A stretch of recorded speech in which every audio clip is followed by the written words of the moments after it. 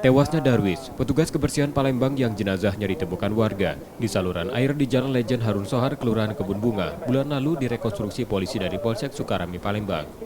Tersangka Dadang, seorang pemulung, memeragakan 16 adegan dalam peristiwa tersebut. Korban tewas dengan 11 luka tusukan tajam, termasuk luka tusukan di wajah. Dari hasil rekon, kita melaksanakan 16 adegan rekon. Puncak pembunuhannya itu pada adegan ke-10. Dari hasil rekon, cocok dan sinkron dengan hasil BAP, dengan keterangan saksi dan juga pengakuan pelaku sendiri. Tujuan dari rekon sendiri apa nih? Tujuan rekon ini untuk melengkapi berkas perkara, segera bisa kita limpahkan ke JPU. Untuk pasalnya? Untuk pasal tersangka kita jerat pasal 340 KUHP untuk 338 yang ancaman hukuman 20 tahun seumur hidup atau hukuman mati.